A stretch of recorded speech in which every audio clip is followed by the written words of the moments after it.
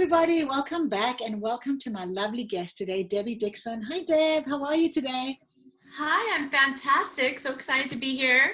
Oh, I'm so happy to have you because, we're into I don't know, it's like the eighth or ninth week of quarantine. And we started, it's been a transition. Like first it was like, okay, let me just get through this so that I can, move on to real life and then go back to normal. And now I think the realization's hit us that it's going to be a new normal. And then that's where somebody like you comes in. And I just want to tell everybody who you are and what you do. So Debbie is a transformational coach. She's an author. She is also an inspirational speaker. She's a yoga instructor. I know that you also have retreats all over the world. I know that you've authored a book, and I'm just to get it right, it's The Path of Freedom, Your Guide to Living the Life of Your Dreams. And so as a life coach, now people are already looking now at, because we've had this forced stay at home, they're looking at what's serving me, what relationships are serving me, like who is a good person to have in my life, what is it that I want. So that's where somebody like you comes in, at this time in our lives. So thank you for being on the show and welcome. Oh, thank you so much. Yes. And I agree 100%. You're so right. That right now is this incredible time for introspection, and people are reaching out to me from all over. Clients I haven't heard from in a while are like, oh my gosh, I need to talk to you. And people are having realizations about what's really important in their life, where before we could distract ourselves with our lives. We're just moving, going through the motions, and now we have to sit in it and we have to look at it and go, what really matters? In this place, what I've discovered right away was it's the great equalizer, this whole COVID thing. People are recognizing money, your car, none of that matters in this space. Your bank account doesn't matter in this particular circumstance. So what is important is starting to arise. And that is, I think for people, mental health and feeling good in your surroundings and in your body. And, relationships are important right now, family. Yeah. No, you're 100% right. And I know what's so authentic and what I love about you is that you have lived this journey. You talk about how you've crawled out of this difficult situation, and where you're teaching from is a place of having been there, and how you show that no matter what your circumstances are, you can pull yourself out of anything. So can you talk a little bit about that, love, and then we'll move into what you do.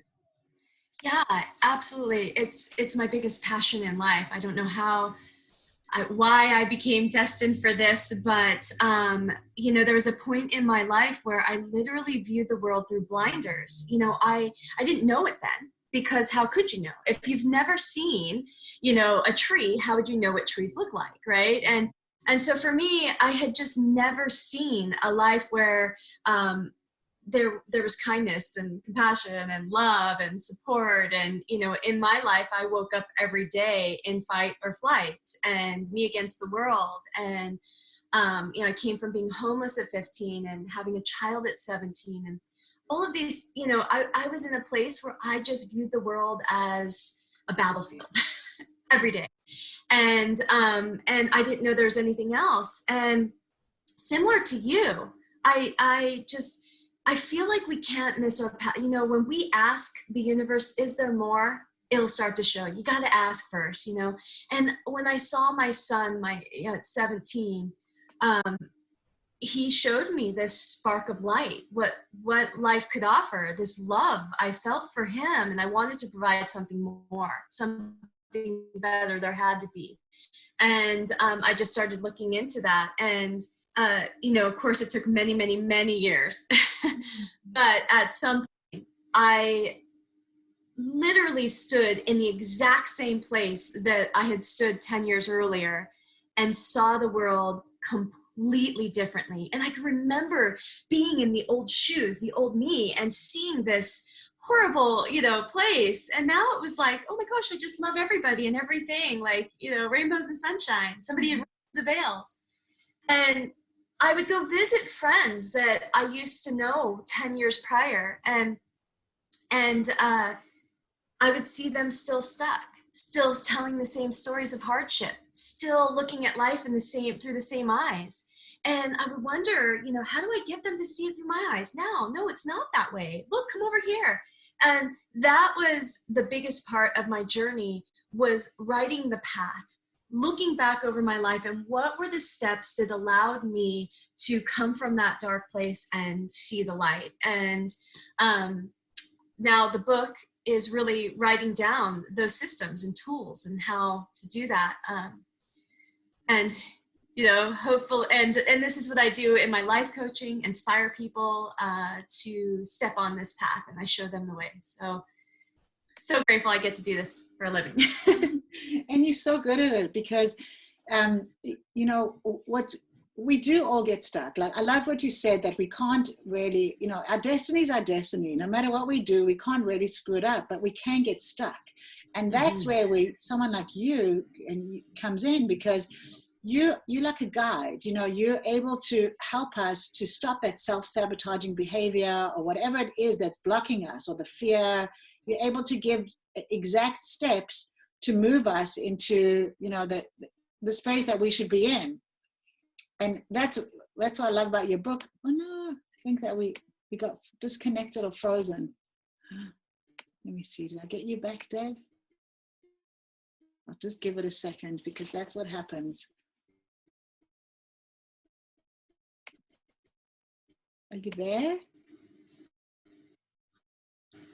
Can you? I see you, but you're. I'm frozen also? You're moving. Okay, good. We're back. You're back now. So anyway, so that's the thing, is that what you're good at is you're the guide that takes us from self-sabotaging behavior to the next step. And so how you said that in your book you do that with like you have like exercises and steps. And so tell us a little bit about that, love.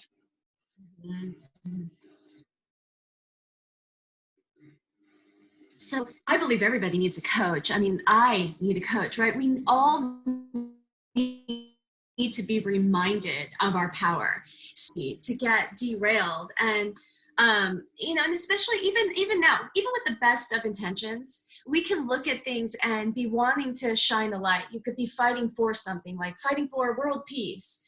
But really quickly, you'll start to find the enemy, the thing that's against the world peace. And then you bring your focus and attention to that, and you don't even realize it. And now all your attention and energy is given to the thing you don't want, even though you started with good intentions. And many of us, show up in our lives with these good intentions. Like, I want a great relationship. But you start to focus on what you don't want. You start to shift into, so that means I don't want somebody who's a jerk. I don't want somebody who treats me this way. And then all your attention is on what you don't want instead of creating what you do. And this is every human being. I don't care how enlightened you are. You'll experience those moments where you shift and you need somebody to shine the light back to you and show you who you are and how you're, and let you see how you're showing up in that moment. And that's what I do is, and again, I'm a huge believer everybody could use a coach. There is not one person on the planet that could not.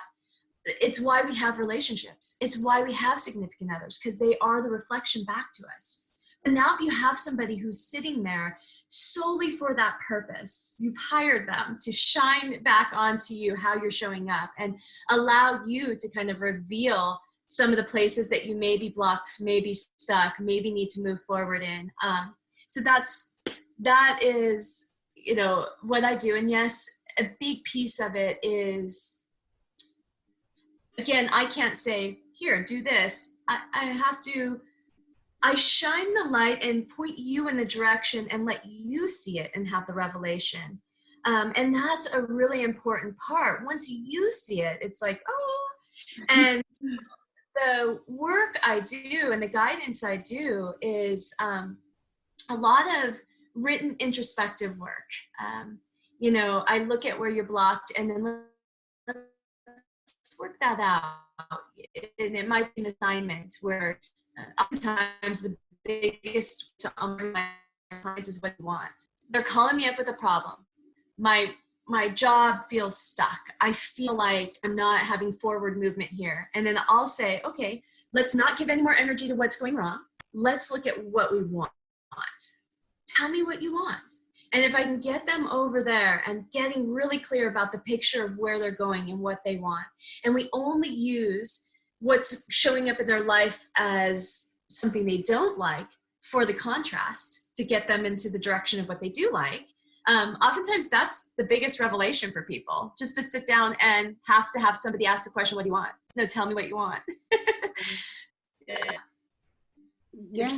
You're so right. And I love what you're saying, that it's a choice, like we've been fed, especially now, there's all these, conspiracy theories, and there's all this information coming out, and we get to choose, just like we do in our lives, what is it that we want to focus on? Because, you only have a certain amount of brain cells that you can focus on something all day.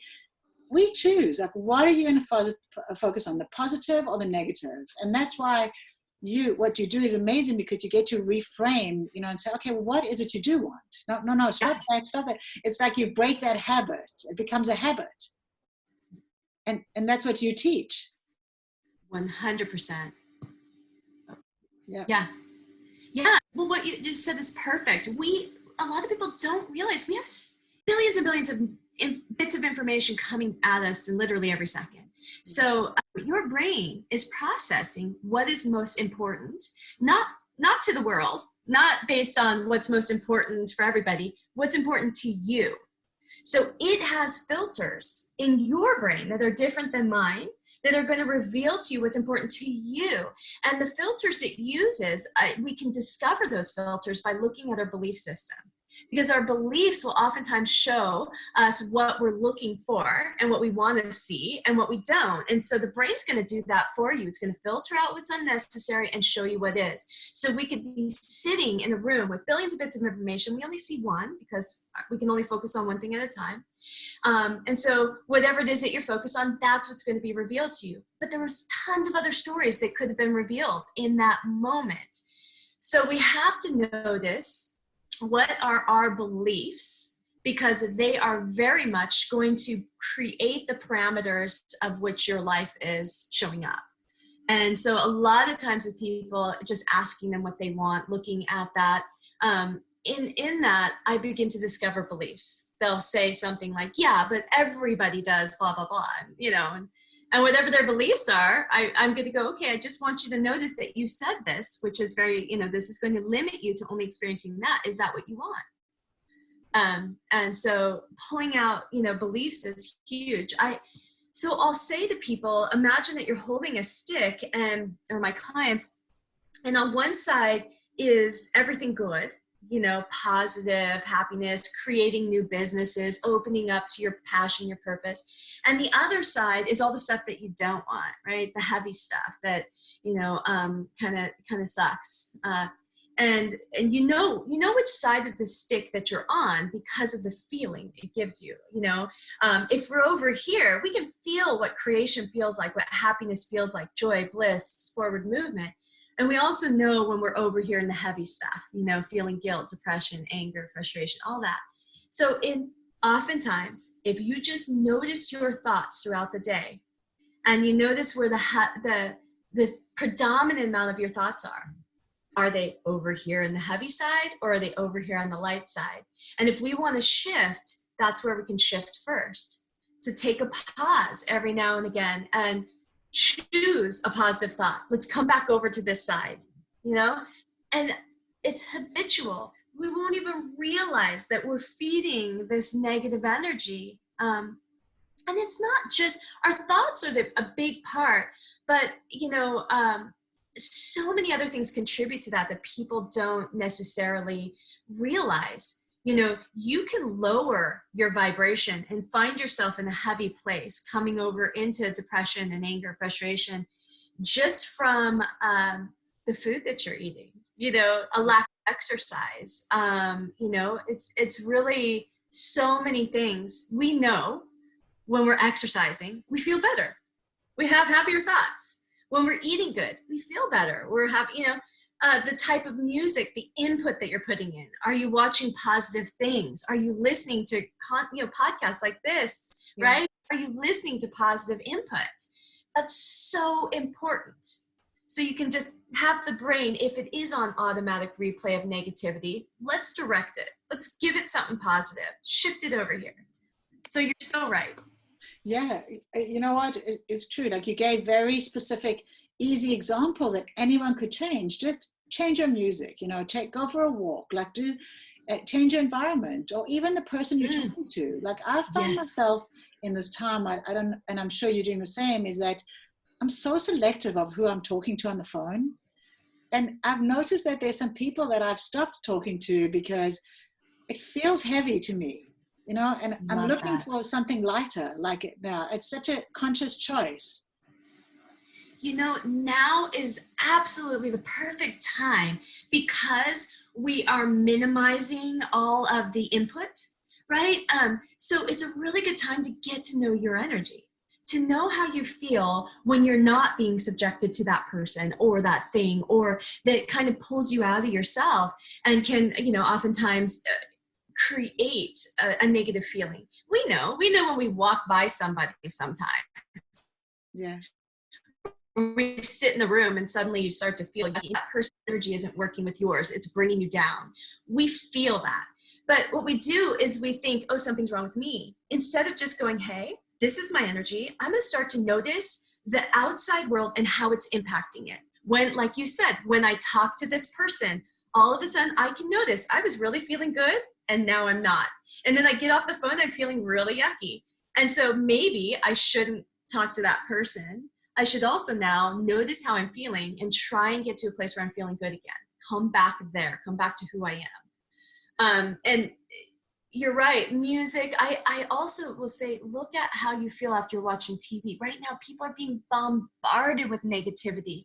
We see it everywhere. I can't even go on a walk without seeing signs reminding me to fear, reminding me feel guilty that I'm on a walk or whatever. And so constantly being thrown back into this negative place. And so important that we notice that and try and tune into, instead of seeing the signs, or I won't even listen to the radio right now. So negative. And I definitely, news is off. TV, I only rom-coms. I'm with you, love. Seinfeld reruns, Friends reruns. Yes. Yes. Totally. Yes. Laughter is so healing, I know. And something else that you do, which is such a powerful tool, and I catch a lot, I know that if anybody, I'm recommending everybody subscribe to Debbie's YouTube channel, because your videos that you record, they're so inspiring. And you talk a lot about gratitude. Yes. Oh my gosh. I believe gratitude is one, it's just a shift. It's a way that you can take wherever you are. I mean, whatever is happening, if you can find something in that moment to be grateful for, suddenly we shift into the place where now creation is available. See, because we're, again, going back to the stick thing, if we're over in that negative low place, fear, angst, guilt, depression, those sort of things that come to everybody, we all feel it at some point. Events happen, external circumstances. But when we're over there, that's not where creation can enter. It's not where we're expanding. When we're in fear, we even feel it in our bodies as a contraction. Fear, we contract. We want to curl up in a ball. When we're sad, we contract. We want to curl up in the ball. Those emotions by themselves are contracting. Those thoughts are contracting. Our cells do it. Our body feels it. When we're over in joy and love and compassion and gratitude, we are expansive. When we're grateful, we're wanting everybody to feel that, right? When we're in love, we want everybody to feel that. We want to tell everybody about it. We want to spread it to the world, right? And that's where creation happens. That's where we emerge into our power and our purpose. So if we notice that we've shifted over to that negative thinking, something has shifted us, then you gave some beautiful tools, music, or find something that makes you feel a little bit better. And then find one thing you're grateful for. I'm doing so much relationship coaching right now where my clients are saying, hey, would you session with me and my significant other. And almost always what I tell them is so much gratitude. Everything that person does for you, say thank you.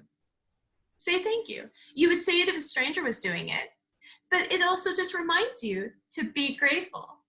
And then we shift into that place in our hearts again. So we don't start closing down and moving away, but when we're grateful, we're here. We're in that place of love.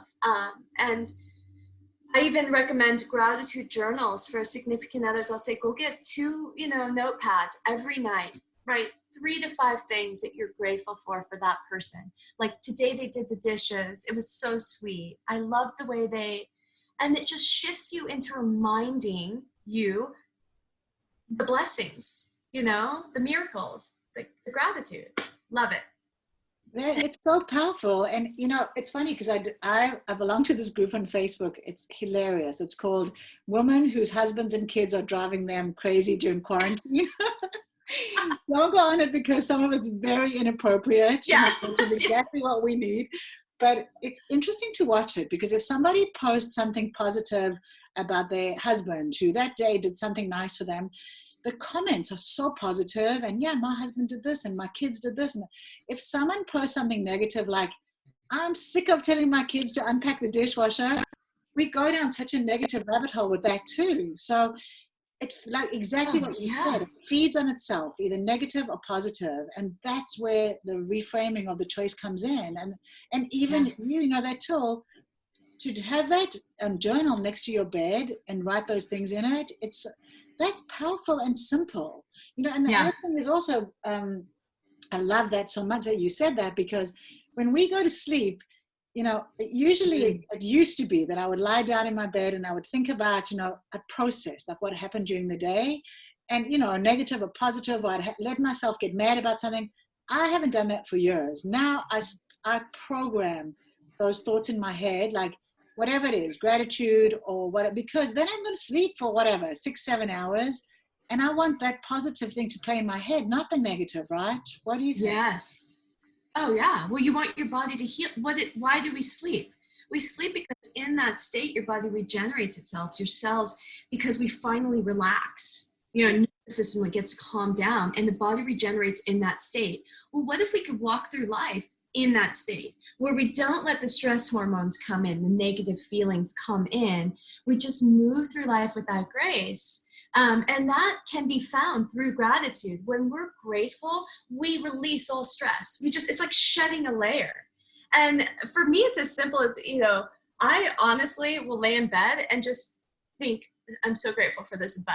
I'm so grateful for this pillow. I'm so grateful for, and even silly things like that. And that feels simple, and I wake up in the morning similar, thank you.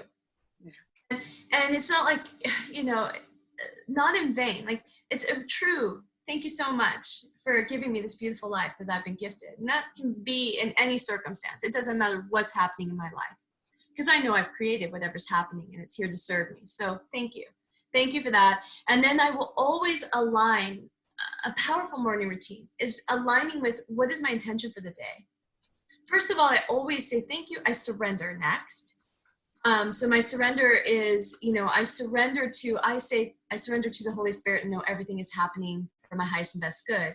And that's not in a reference to God or anything like this, but I'm just surrendering to this greater being or this greater purpose, to understanding that I'm not the end all, right? That there's something greater that I'm here to serve.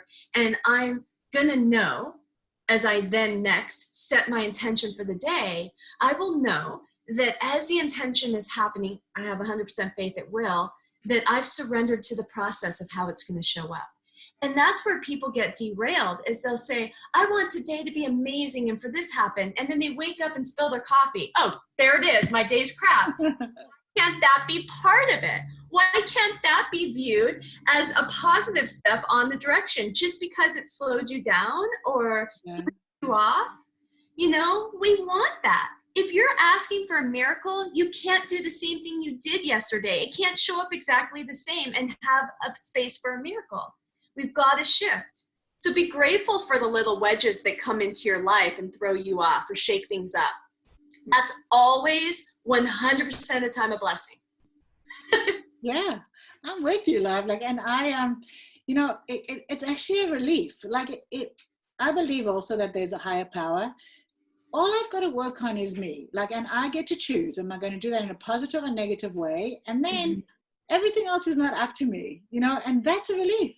Like if I, in my heart of hearts, I know everything's going to be okay. Even during this time, there's some moments where I'm like I went to the cave yesterday and I cleaned that up and it was so pretty and beautiful. And I felt sadness because I was like, you know, last Mother's Day, we had so many people and it was so much love in this place and so many nice things were going on. And I felt down for that moment. And then I came home and like, okay, you know what? I have my children, I have my family, I have delicious food.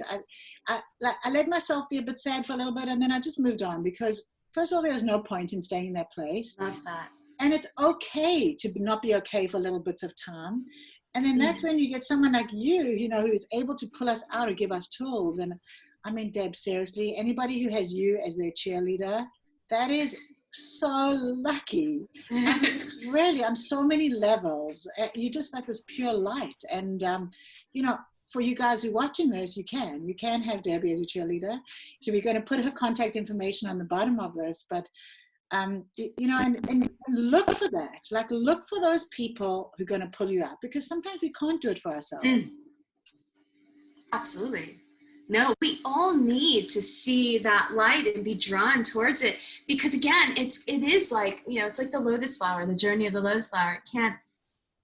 That's really the way I view my life, that, you know, I was like, we're all born kind of in the mud, in the darkness. I had no idea that there's this awesome opportunity when you hit the light at the top of the water that you could just burst open into this and see this beauty and experience that.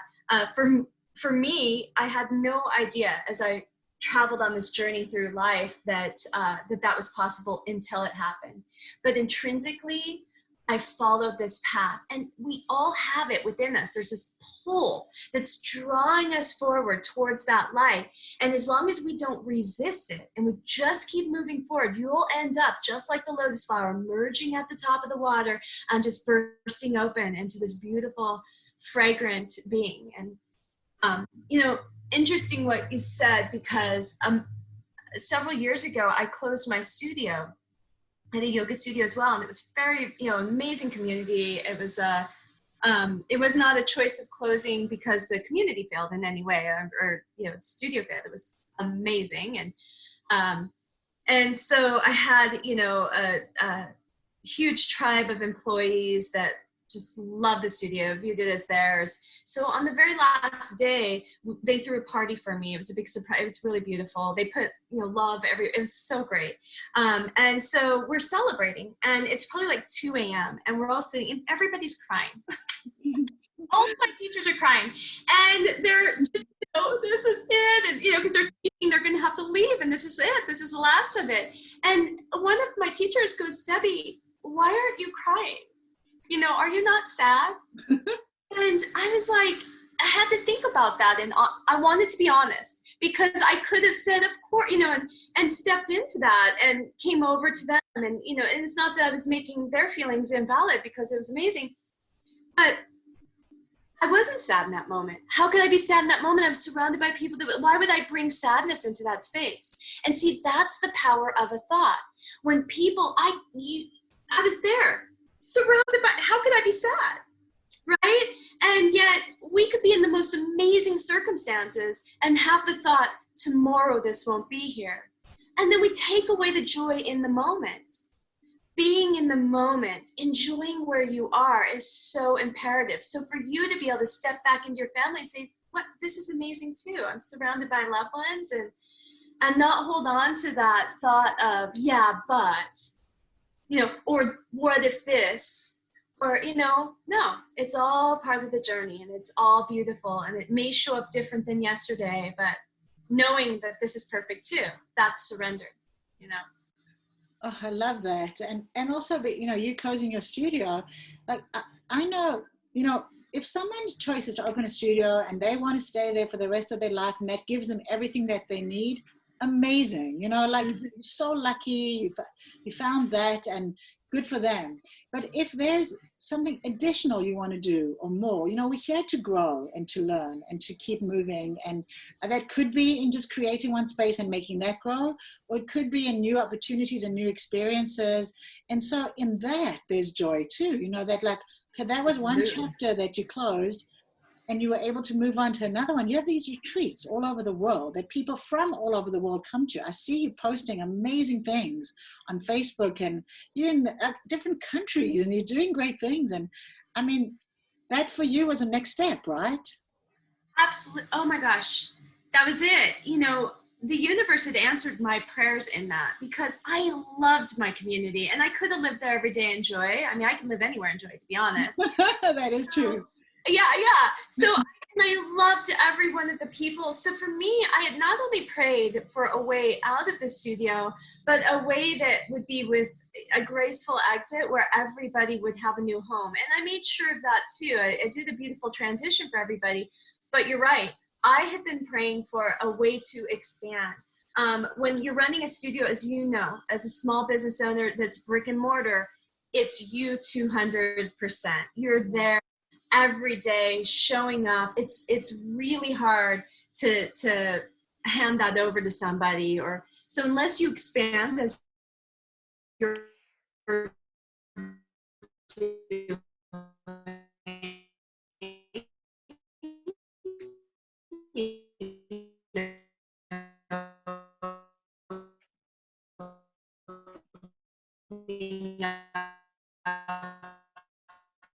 another one. And so I wanted to be able to expand my reach, not be limited to just the people that were coming in my door. And so closing the studio was an opportunity for me to do what you said, to grow, to now reach, have a greater reach. And so grateful for that as a part of my journey. It was incredible. And, you know, right since then, I've had 75 different opportunities, at least, to up other studios, you know, people going, oh my gosh, will you please? And so the fact that I was, really told me, okay, that was step one. Now it's on to step two.